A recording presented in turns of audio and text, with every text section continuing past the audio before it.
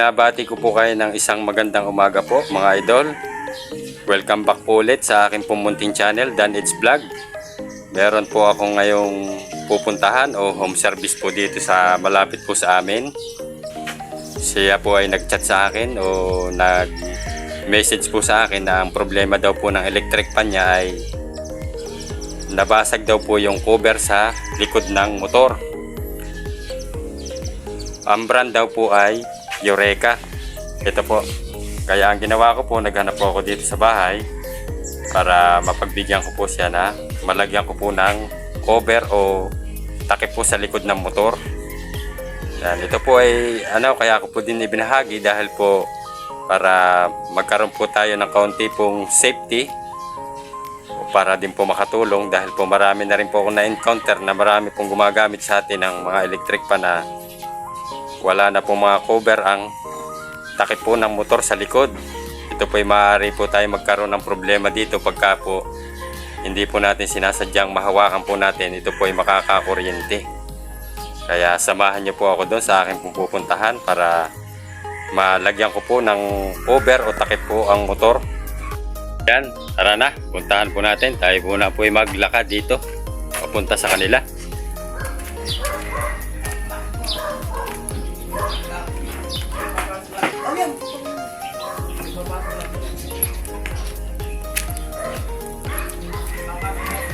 Ito po ang daan papunta po doon sa aking customer na lalagyan ko po ng cover sa likod ng motor.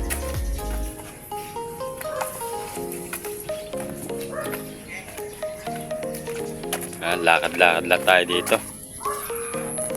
Dito ang lugar po sa amin.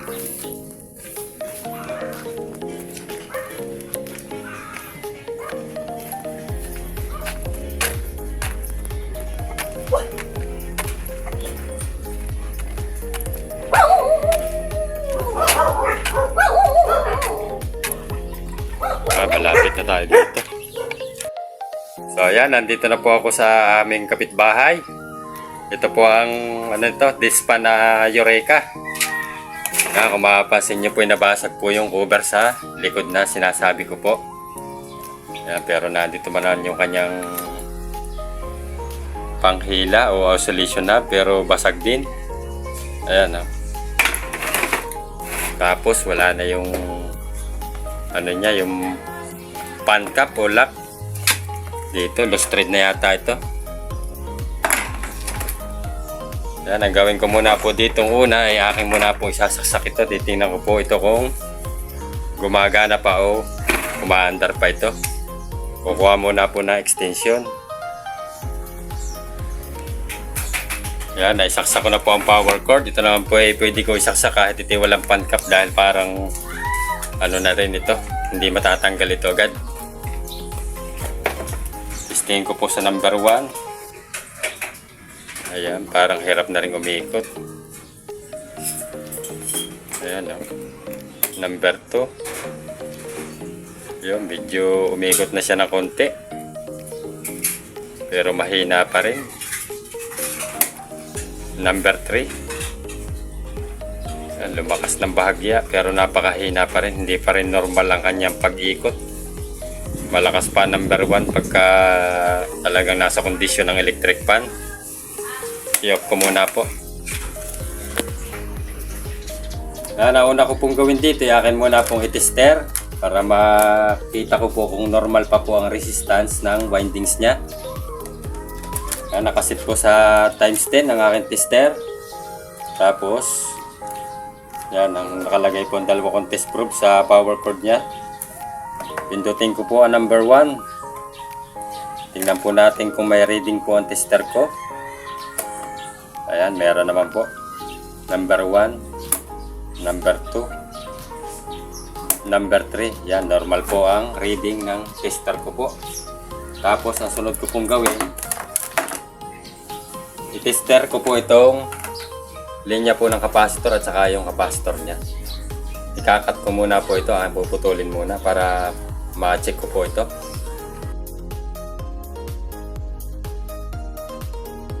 So yan, naputol ko na po ang linya ng capacitor. Ito po ang capacitor nya. Ang ginamit niya po ay 1.5 layo-layo ko ng kaunti. Yan, 1.5 UF. Titester ko rin po ito mamaya. Ang gawin ko muna po, akin muna po ibaba ito para makita ko po ang sukat nito o ang resistance kung normal ba siya.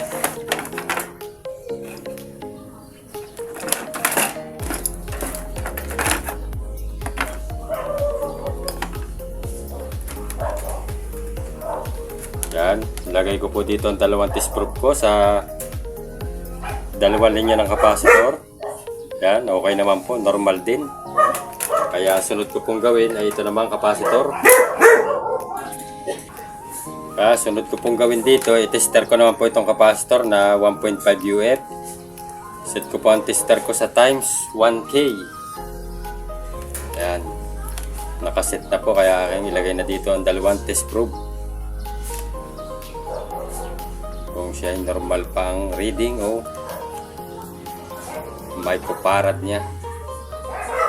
Pero mga ganito pong sukat ay mabilis pa rin po ito, kaya ang gagawin ko po dito ay babaklasin ko po ito para makita ko kung okay pa ang busing niya. Balikan ko lang po kayo pagka nabaklas ko na po ito. Update ko muna po kayo sa ginagawa ko po na Eureka na dispan. Ito po ay binaklas ko po dahil pagka po ang kapasitor po ay good, ang may problema po dito ay busing. Kaya ito yung aking binaklas po para matalian na rin po ng cable tie itong terminal ng windings niya. Ayan, kumpirmado nga po na may problema po ang busing. Marami na pong group of gas-gas. Pasensya na po kahit hindi ko na po ipinakita ang pagbabaklas nito para hindi na po humaba ang aking video. Ito po ay para sigurado, papalitan ko na po ng dalawang busing, likod at saka harap. Update ko na lang po kayo mamaya pagka nagtagumpay po akong magawa po ito. Dito po tapos ko na pong mapalitan po ng busing ang electric pan na ito. Pasensya na po kayo, ipapas forward ko po dito dahil nang maingay po ang aso. Simbolin ko na lang po ito.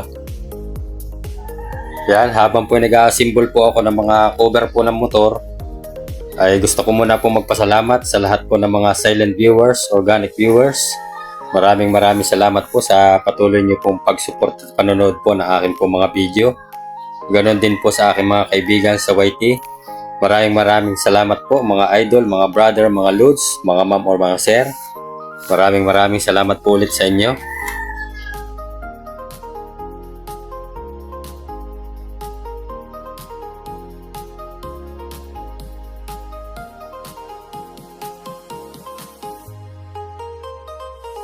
Dito po tapos ko na pong gawin ang Eureka na dispan. Nagawa ko naman po ito, kaya akin po itong ipa-final testing na. Nakasaksak na po ang power cord sa saksakan o sa extension.